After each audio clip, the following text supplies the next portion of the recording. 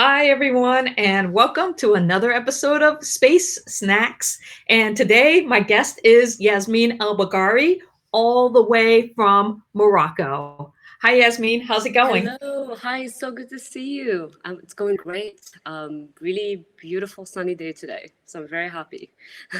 Oh, it looks, I can see the light coming in. And so, what time is it right now where you are? It's about 4 p.m.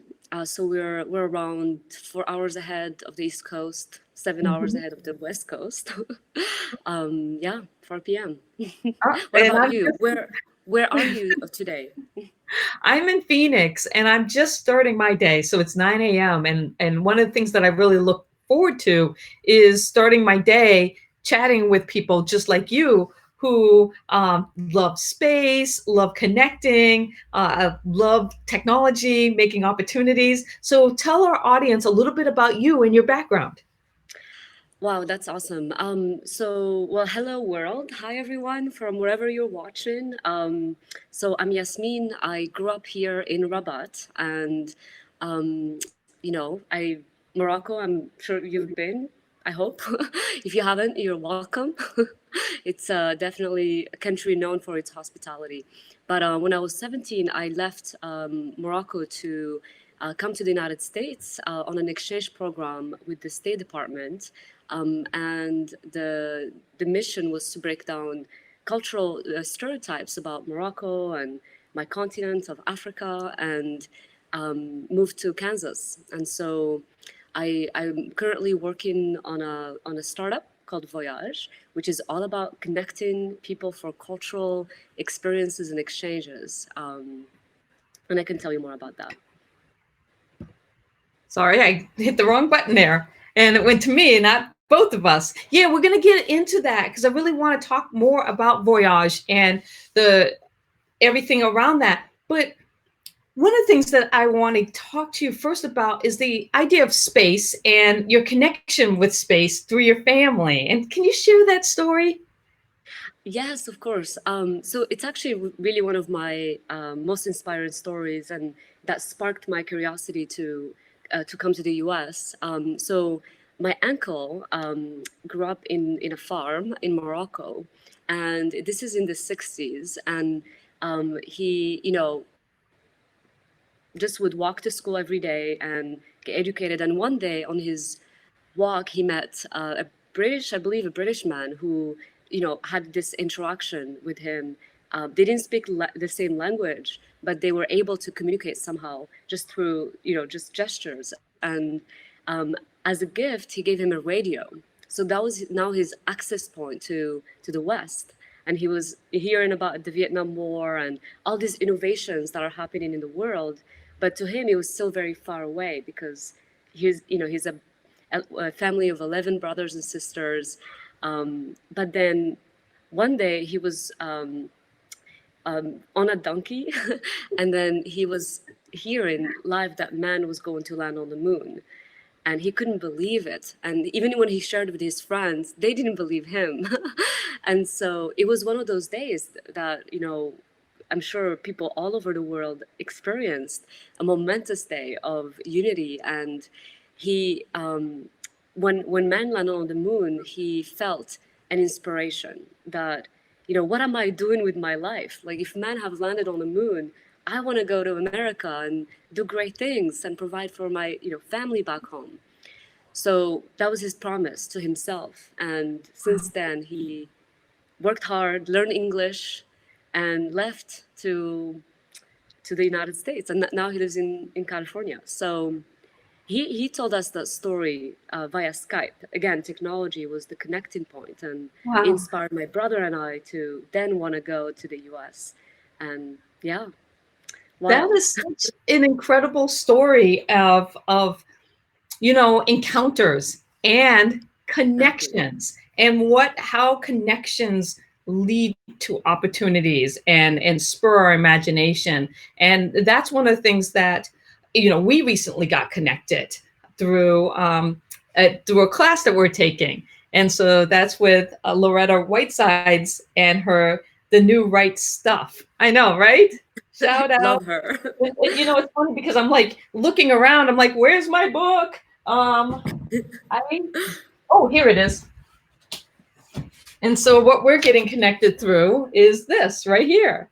And Yes. so that whole idea of connections, and then you and technology and the company that you started called Voyage. Tell us something, tell us about that. What was the inspiration behind it and how's it going? Awesome. Well, first of all, yes, the two of us, we're for those who are watching, Sean and I, we're part of the same, we're buddies in the class, and so every week we have a check-in and we get to talk about our aspirations and how we can help each other. So this idea of connection to me is really important. And hi, Chris. And so basically, Voyage was inspired after I lived in Kansas for about a year. I realized the importance of human connection as a way to break down these stereotypes and misconceptions that we hold of one another. Anywhere, no matter where we're from, we all have stereotypes and misconceptions. So the more we meet across boundaries, across borders, across differences, we start to expand our, worldview and perspectives. And so after Kansas, I promised myself that I'm going to travel to all 50 states on a Greyhound bus. And of course, everyone thought this is wild and insane. And I'm like, yeah, I want to go meet Americans and I want to understand people and where they live and their families. And 7 years later, I was able to visit all 50 states, ending with Alaska. Just about a year ago, I finished Alaska, the cool thing is I was always staying with local families. So I stayed with over 200 families from truck drivers, CEOs, lawyers, farmers, and it really does something to you when you have that much exposure to humans. You realize that we're all interconnected and we're all a family. Why are we That, fighting? it's amazing. And so did you do that? How did you get connected with the different families that you stayed with? So first it was, the families that I knew in Kansas, and Mhm. friends, they all spread all over the Midwest to go to college. So that was the first step. And then it was word of mouth. So I never used any of the social platforms or Airbnb. It was always people knew about it and they wanted to connect me to their uncles and grandparents and friends who they hadn't seen in. So I have this I'm actually writing a book about it because it's all about one connection leads to the next, authentic Yes. connections. And so it led to Voyage. I said, well, if we connect people within communities and across communities, that's how we break down walls, and that's how we create peace and understanding in this planet. And so Voyage, is a mission first, and online, offline. We design experiences, bring people in and out of countries. We've brought French to America, Americans to Africa, people all over the Middle East, and there's something powerful about exchange, and that's I what love inspires it. me. I love everything about what you've said. And it's funny because the number one talk that I've given as to students and just, communities when I go out and they ask me to do a keynote is called Power to Connect. And Oh so the wow. words that you just used of how powerful connections are and what it means to, and when I talk to students these days, it's not about networking because that's the popular word. I'm like, no, no, no, it's connecting. And then I have them break down those two words. What's the difference between networking and connecting? And it's just, I love this whole idea. And so how's it been going? Good. Well, so we're at year 5, I believe now, and Mhm. it's been going amazing. I mean, it's been a journey. I can't say that it's all been smooth. It's a lot of ups and downs, but it's in the challenge that we thrive, that we rise, and I feel very passionate about this mission every day, and it's been going well. So we've been developing an application. So we're currently piloting with a few communities that an app to connect and match people and have experiences anywhere in the world. With COVID, also people can't travel. So how do we voyage across the planet virtually Yes, from our homes, I right? So we love don't even it. have to. anywhere. So yeah, and I know that you've been to 50 countries as well. I know that was one of your goals and 50 intent. states and 50 countries by 50. And so you're well on your way because you already got the 50 states. But I managed to get all 50 states by driving across country a couple of times. And then I actually got engaged in Alaska and married in Hawaii. And then I That's know. amazing. And so me and my husband always talk about going back to Alaska and both Alaska and Hawaii because we love both of those states. But travel has always been important to me. And when my dad passed away, when I was 19, I was in college and they had a travel abroad program. And I really, wanted to go. And I ended up going to Italy. And luckily I got a scholarship to be able to go. And that was it. From there, I was hooked. And it's really hard not to be traveling right now because I had so much planned and then COVID happened. And so I can see how Wow. Voyage, for people like me, my best friend who's a big all my friends are actually big travelers, still managing to have that sense of connection, but not just with each other because we already know each other, but with new people from around the world. Exactly, with strangers. I always say that strangers are just people that will, my dream actually, and that's on my website, is a world where the word stranger no longer exists. Oh, Because I love that. we're all a human family, and I feel like we just forget, but we are. We We are. And are. I love that Alaska was where you got married, because that was my last date, and that's when I had my revelation about space. Oh, tell us Space about was that. well, space was never really in my horizon. I've always, thought it was awesome, and my ankle story, which Mhm. was the inspiration for my brother to, go to the United States and inspired me in return. But it was not until I went to Alaska that I felt it was a feeling that space is next, because everyone was like, "What are you going to do now? Every country?" And I'm actually not interested to go to every country, Mhm. but I am interested to experience, as our friend Rachel from Space for Humanity would say, the overview effect and the incredible, amazing feeling of Review. seeing the Earth from above. There we go. and and I know that tomorrow is a big day Yes. in the space human flight. So we're really excited about SpaceX and having two humans go out there. Well, talking about space and space exploration, and when we think about places to go and visit, we're talking about the overview effect, but if you could go anywhere, if I could transport you to Mars, Moon, the International Space Station, or even just, a low Earth orbit flight, where would you want to go and why? Well, I definitely want to go to space. I'm interested to go to the moon in my lifetime, and curious to see how, just it unfolds in the next decade or two. But for me, it's interesting because the moon has been the inspiration for even for my journey, and I've always been curious why there hasn't been a woman on the moon, and why haven't we come back? And also, can we go for a different reason? Can we go for peace, for unity, for bringing humanity together? And so and not just me, I want all of us to go to space and to the moon. So it's a human dream more than anything that we're able to voyage there. Yeah, and and what I love about that and what you're saying, and I put up the Earthrise just because it's so iconic, and that idea. I'm a moon girl, also. I would love the idea of being on the moon, looking back at Earth, and what that symbolizes and means for all of humanity.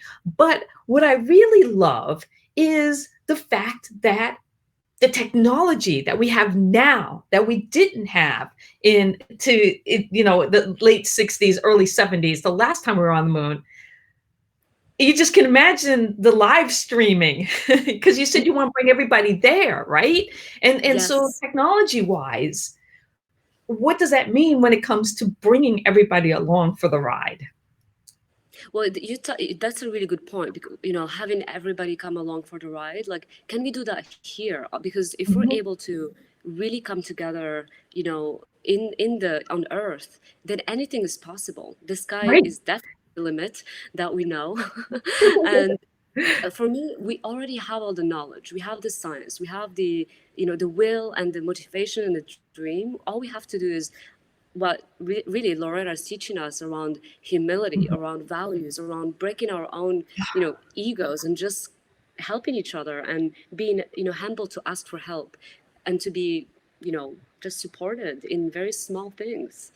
It's such a good book and such a good class. I feel so fortunate to be in there, not only because of the material that I'm learning, but the amazing people I am connecting with. People like you, people like Ron. It's just such a Russell. good community. And I think that when I think about what you're doing, what everybody in that group is trying to do, but in particular, what you and Loretta, to some extent, your messages are the same in this whole idea of space kind connecting. How do we change or shift the course of the humanity, really? And that's a daunting, big task to take on. Yes, it takes a lot of inspiration, but I've got that. I've got that Yeah. covered. So It's I want to talk about food and the relationship of food with connecting. And so, how has food, I guess, how does connecting and food go together from your perspective? Well, I mean, so it's all, for me, it's all interconnected, and food for me does bring, it does bring people together. So in all of the 50 states and 40 plus countries I visited, it was always an encounter, like being in the kitchen, being in a restaurant, always talking to, families, and there's food, there's snacks, there's tea, there's, all these. There we go. Which tea are you drinking right now? I'm curious. I have a honey lavender and it's really good. But I got to tell you, when I went to Morocco, me and my husband, we got married in New Year's. So New Year's is a celebration around the world so we like to travel for New Year's. And 2 years ago, we were in Morocco for our New Were you in Year Marrakech? to celebrate our anniversary. Were you in Marrakech? Which city? I'm curious where you went. Oh, yes. For the actual final day, which for New Year's, we were there, but we got to travel around and really it was fantastic. But there's a couple of things I remember: the food and then the tea. I should have celebrated with a good mint tea because the mint tea Yeah. is fantastic. Well, hopefully you'll be back, you and your husband and your family, to Morocco soon, and visit us here in Rabat, and go back to the desert where I we're. would love to. We Where, did go to Rabat and it was fantastic. It was magical. I rode a camel in the desert. I gotta say, boy, after an hour on a camel, my legs, I was like, ooh, I don't know.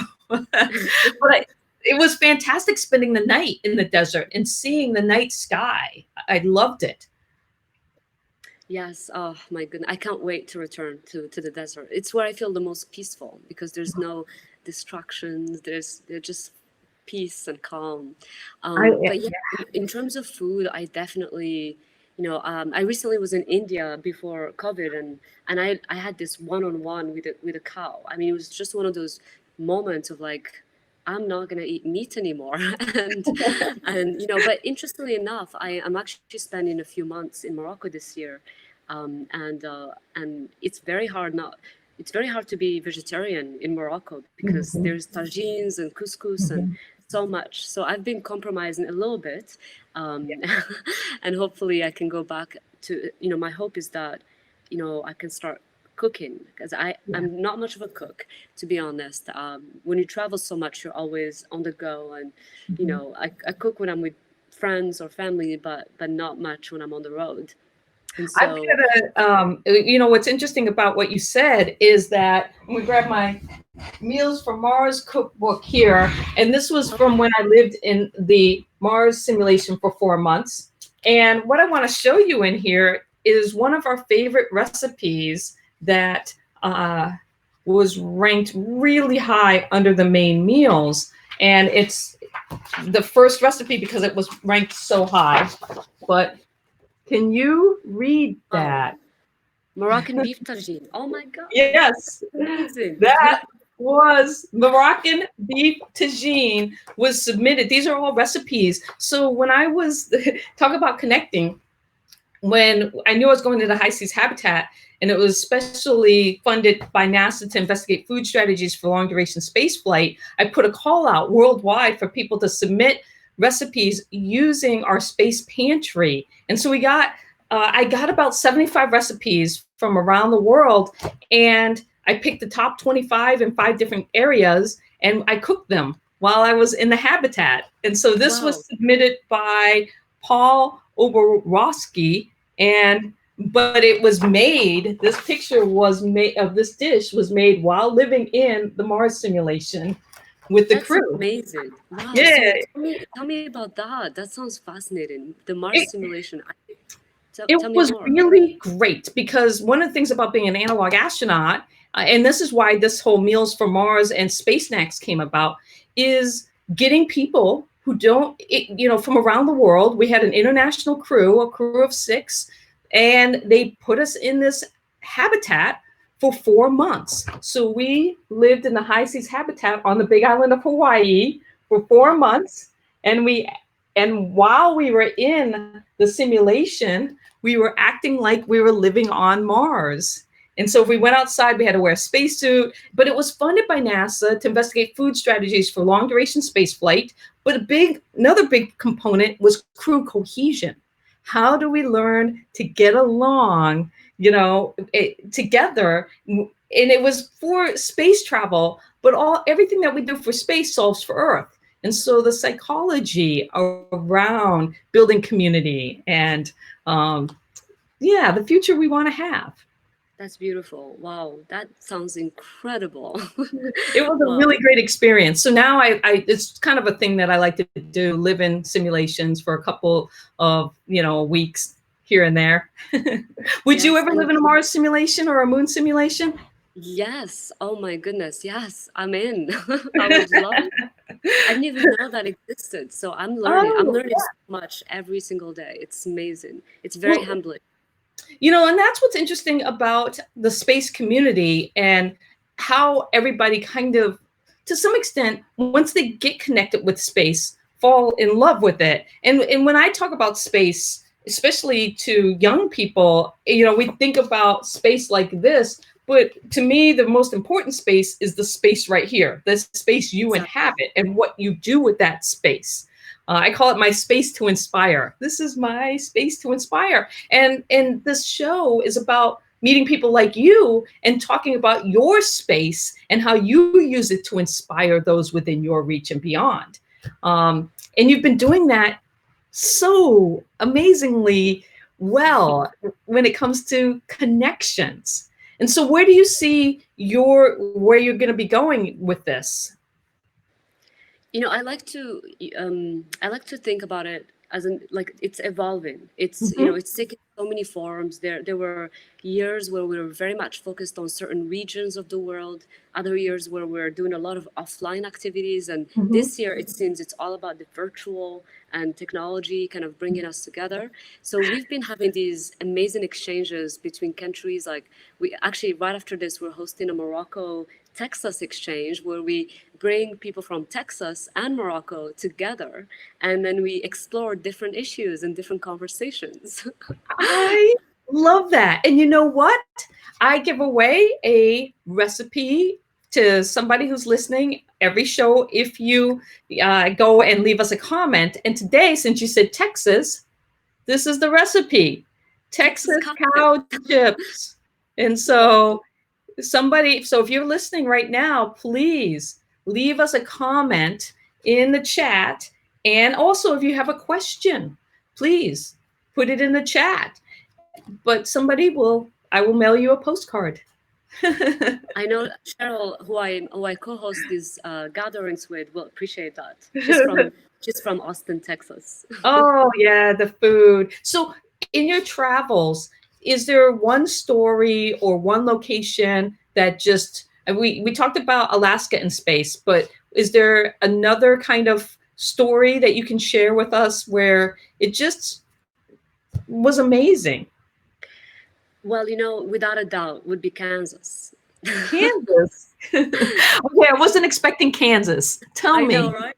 That's why I lived in Massachusetts for college and then moved to California. So that's San Francisco is my home, and but I lived in Kansas for a year, and it was very interesting because when I first was selected for the Yes program with the State Department, they said you're going to Kansas. I'm like, well, okay, great. What's in Kansas? I didn't know. I guess all I knew is what I watched from Hollywood movies, and I Mhm. landed there and there was nothing. I was like, wow, all right, this is gonna be a fun and it was amazing to experience just not having too many buildings and just being Yeah. farms, and it was beautiful. Although I lived in a city called Overland Park, which is very, it's more of a wealthy neighborhood, but right Mhm. outside of it, it's farm and very just beautiful, amazing people, really Oh, amazing people.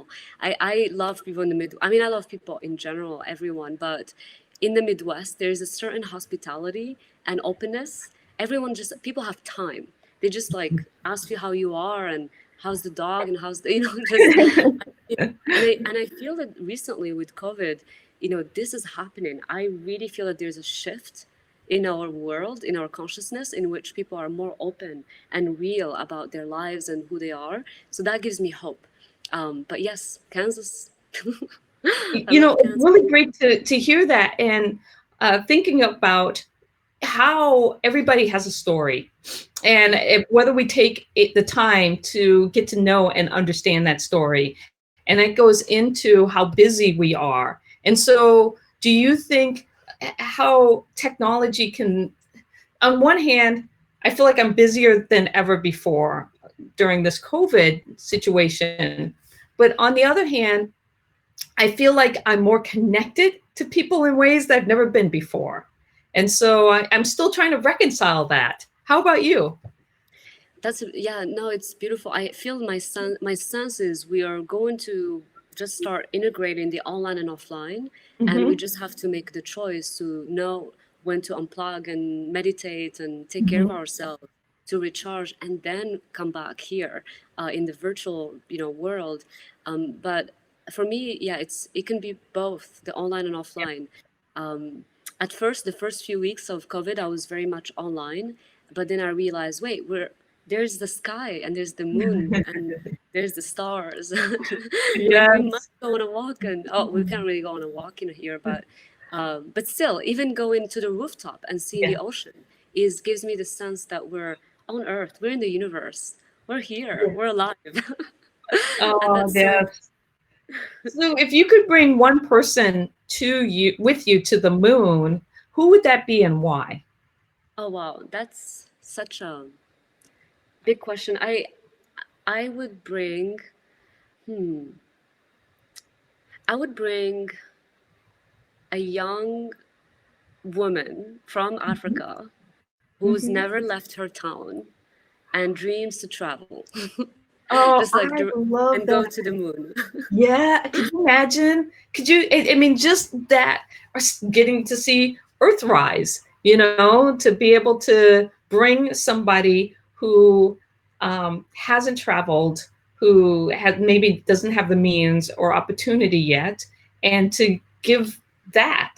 I mean, I don't think that there could be any better, or even just the overview effect, where as orbital flights are starting to get going, and Virgin and hopefully Blue Origin and all of those companies, the idea is access, opening up access. And what does that mean?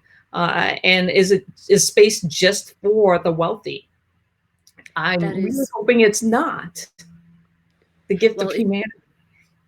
we get to shape that narrative, and that's the opportunity Right. because you know what? Sometimes it's all about asking, and that's one thing I've learned is one that I think about 4 years ago I had this vision to bring 30 kids from Africa to the United States, and I didn't have any resources, and I just went into an airline, Royal Air Morocco, and I said, I need flights. Can you give me free flights? And they said, yes, let's do this. And so it's all about asking. You never know. People want to give back. And I feel like companies are really stepping up. I hope more than ever. But I do feel like they have a responsibility to democratize travel, to give away flights, to be able to, like inspire a generation of young people who dream and maybe they feel limited in their abilities. So yeah, my dream is to have a delegation from every continent, and every gender, like just people from diversity, and just really have an inclusive delegation that goes to space and become Earth ambassadors, and Earth that and which is the mission justice. of Space for Humanity, which I love. This is what Yes. Dylan and Rachel are up to, and it's Yes. amazing, amazing. And I know you applied. Yes, I definitely for the space for humanity, and the message is the reason why, because the again, it's that whole idea of how do we create the humanity of the future. What is that going to look like? And I think that that's why I really am enjoying this conversation, because you've got me thinking about all kinds of possibilities and connections. And I want to talk technology now, and the way technology is going, and virtual reality and connections, because I had an experience about a month ago. I was in a conference that was called Educators in VR. It was the first time where I took out my Oculus headset and I put it on, and it was a full week of presentations and interactions on in VR. But what was weird was having my avatar for the first time. I popped in and I was like, okay, this is weird. And then somebody came up to me and said, hello. And I heard them and I'm like, hi, like just that. But in that space and moving around and chatting with people, it was a really cool, interesting experience. Do you have any thoughts on that? Yeah, I mean, as absolutely, as I've shared earlier, I feel like the virtual and the offline is so important both together, because, and perhaps that's the intention of, like how do we maximize our time, to do things that we love, so that we don't have to travel. We can just have a VR, meeting with the other side of the world, and that's great for our planet. And so I definitely see the benefits, especially now. I mean, I have to admit that I've been traveling nonstop for 10 years, and this is Mhm. the first time that I'm home, visiting my family more than, like, I'm actually been here for 3 months. Like, that's new. This is a new world. Oh, I feel the same way. Everybody's like, say, this is the longest you've ever been home. And I'm like, I know. But yet it's okay. Like I'm settling in. And Yes. so, and that's been a weird kind of mental shift for me, to kind of be like, okay, and not really knowing when my next trip is going to be, or where it's going to be, or how it's going to manifest. Um, yeah, but the Yeah. online community and the things that we're doing here. There's this awesome organization in San Francisco founded by a friend of mine, Tristan Harris, who it's called the Center for Humane Technology. And it's really encouraging us to, create and design socially minded technologies. And I feel like the design is so important, and the intention that we put toward building a product to ensure that it's inclusive and it's for Mhm. everyone. That to me is, the one thing that I want to, highlight, because I look at social media, and I sometimes I have concerns Yeah, that people are spending too much time on yeah, on their phones and not being in the real world and right. interact with humans in real life. It's both of them are important, but it's all about knowing oneself, I'd say, like having the tools to know when to make a choice, to pause. And it's funny because that's exactly, I feel the same way, and finding that balance. I think that that's one of the hardest things that we're doing right now, is finding the balance between how to safely connect in person, but also finding new ways of connecting virtually that are for the betterment of humanity, not in some of the other ways that social media has connected or divided us. And I think that what you're doing with Voyage is one of the key, you know, when I think about applications for good, that's what comes to mind. And so how can people get connected, I guess, with you and Voyage? We're over 30 minutes already. And so Oh wow, I we know. felt like 1 minute. um, and so I Time doesn't want exist. to just put this up again and tell us about, what the next steps, if there's somebody out there listening that wants to get connected. Amazing. Well, the website voyage.com, you can definitely reach out to us directly there. Or I can also put my email in your Facebook, and I'm happy to chat. I really love talking to people I've yet to meet with strangers. So yeah, so it's just Yasmine at voyage.com. That's my email. So feel free to reach out, and if I don't answer, just I will eventually. Because we're all here in the planet. We're all gonna meet each other. You are by far, I love the fact that you're like, yeah, just email me. And so you're going to be like, people are like, yeah, email, your email box must be out of control.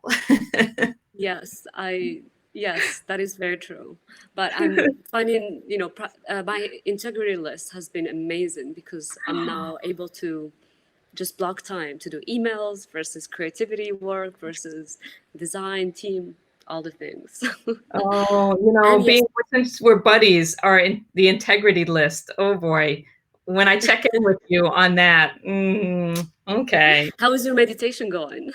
Oh, good thing I have my buddy to like hold me accountable because There we hasn't been as good. But those again, if you leave a comment, even if you watch this afterwards, and because I will announce the winner tomorrow or this weekend. I guess it's the weekend. So I will pick a winner and let you know. So leave a comment and definitely connect with Yasmine and wait, let me put your name up here so people have that. And me. Thank you for tuning into Space Snacks again. Oh, do you have a question for me before we leave or anything else? Yes, I do. I always have a question ready. Um, I'm curious, what would you like more of in your life? You mean from an abundance standpoint or, well, you know what? It's funny that you Anything. bring this up. I think that I want more connections. And the reason why is, and I kind of have been doing that, or more engagement, meaningful engagement. And I think that that's one of the reasons why I started this show, Space Snacks. And I'm sending postcards around the world to people, people I don't know, and just thanking them for connecting with me.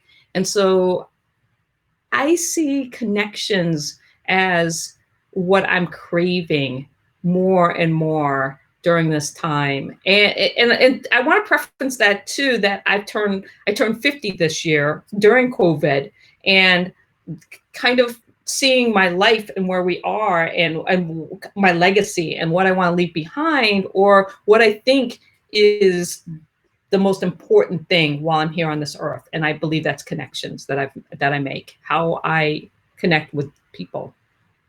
Amazing. Well, we're talking to. This is my mission. So great. We I get to. know. If you, by the way, I'm actually, while I'm in Morocco, one of my intentions is to connect to the space community here in Yes. Africa and the Middle East also, and start to connect the different space community together. This is one of my intentions this year is bring the space community together all over the world, I and let's love build. it, love it, love it. I definitely want to be a part of that. And so, Awesome. well, thank you again, my space buddy, obviously, my space time buddy, for taking the time out to chat with me from Morocco and to share everything that you're doing. It's so wonderful. Thank you so much for having me. This was such a delight, and I can't wait for all the things we get to do and be. Oh yeah, I feel the same way. And thank you for everybody that's tuned in. We got Anne Elizabeth Taylor. Oh, thank you. She says she Thank you. loves our message about connectedness, humanity, and caring for the earth. And then Christopher, hi. And then everybody else who I know is just popping in and out. Thank you and have a great day. And hopefully, fingers crossed for a good launch this weekend. Yay! Lots of love. Au revoir. Bye, everybody. Hasta